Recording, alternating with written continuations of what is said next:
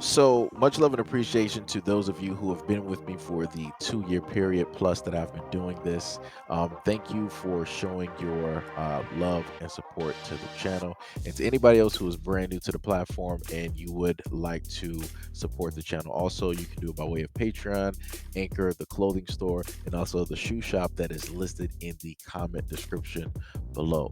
And again, thank you to any and all of you guys who have been here to support this channel during the 2+ year period. I wouldn't be able to do what I do every single day without you.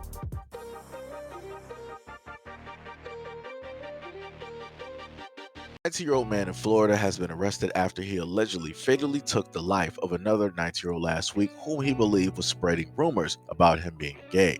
The police stated in a statement that Jakari Webb, age 19, fatally took the life of 19-year-old Teelan Mann multiple times on the sidewalk of Dayton Beach on June 23rd.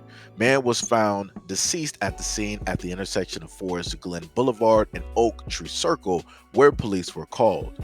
Police Chief Yakari Young stated during a press conference that the victim was openly gay and was involved in an online relationship with Webb. Both teens agreed to meet at the location where Mann later had his life taken. The suspect has some concern that he was going to be outed. There are some concerns that Teelan either had or was going to post something on social media kind of outing the suspect. He stated that the teens had been asked to talk to each other on social media since February, and the two agreed to meet in person for the first time at the spot on Forest Glen Boulevard, where Webb allegedly pulled out a weapon and then took the life of Mann. A police officer who was nearby the area heard the shots and later found Mann on the sidewalk struck by bullets, while Webb was arrested by officers who found him while executing a search warrant at a home on Garden Street on Tuesday. Police also found a handgun at the house. Quote, officers found him, Mann, with multiple bullet wounds on his body. Mann passed away on the scene.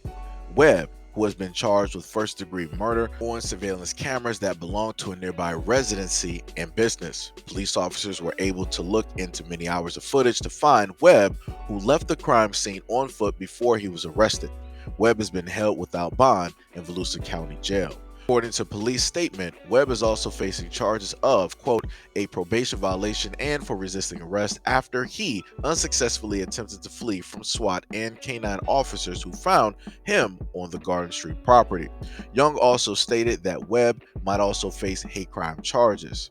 Meanwhile, neighbors and friends mourn the death of Mann, and some describe him as a caring person. Quote, it just breaks your heart to see something like this happen because these two lives are gone. Not just one, so I don't understand. One of Mann's friends stated that the late victim never wanted nothing bad for nobody. He always wanted everybody to be on good terms. He always was the positive one around the group. He never wanted any bad energy at all. So both people are to blame, and I'm going to explain why very simply, right? Number one, the shooter, he is at fault due to the fact that he was knowingly going out and seeking attention or being in a relationship with somebody who is openly gay and completely fine with that. He still wanted to do whatever it is that he wanted to do, knowing the fact that he is technically a gay and or slash bisexual man, but he was not ready to let the world know this is what it is that I am. He is not comfortable in himself to do that, right? So he is at fault for what took place because his fears enabled him to take somebody else's life, which still inevitably led to everybody around the world knowing the fact that he is in a relationship with a gay man. The victim, right? The victim is obviously openly gay, completely fine and dandy with who it is that they are, and they completely embrace that, as you can clearly see by the picture. The problem that I have with this, and this is also what takes place in the gay community, and this is some of the things that I have touched on before when it dealt with stories. You will have the individual who is openly gay and completely fine wanting to force or push the issue and force the other individual who is not there yet to be as open and to be secure and to be as happy as they are, when realistically a lot of people just aren't there, and some people just are never going to get there. So what ends up inevitably happening is that once the other person catches wind of what it is that they might potentially do, they're like, oh, well, I'm going to stop this before it happens. You're not going to ruin my, reputation. I got street cred out here. Da da da da. People are going to say this about me. People are going to say that. People are going to treat me this way. I ain't about to allow that to happen. So I'm going to do this. So because you have individuals like this who decide when, where, and how to, in a sense, make it known that somebody else is gay when they're not ready to be out like you, this is how these events happen. And the most interesting thing about this is the fact that police stated that they're looking into hate crime charges. Now, the confusing part comes in when you're dealing with two men who are gay. One who is not out yet, one who does not want to be out yet, and the other one who is. So I'm a little bit confused on how would hate crime charges, if it's in a sense self versus self. If it's somebody in the LGBT that is not clearly there yet, with and versus somebody else who is in the LGBT who is clearly there and out there. I'm a little bit confused on how that's directly going to work. Or are we doing this solely due to the fact that this is a black man who is not quote unquote out, right? So therefore you're trying to classify him as straight. So therefore he's not a part of the LGBT. So within that whole parameter, you can then say that this is a hate crime charge, even though they're clear cut in a relationship and they've been in on an online relationship or whatever you want to call it for quite some time. Like I said, I'm a little bit confused about this.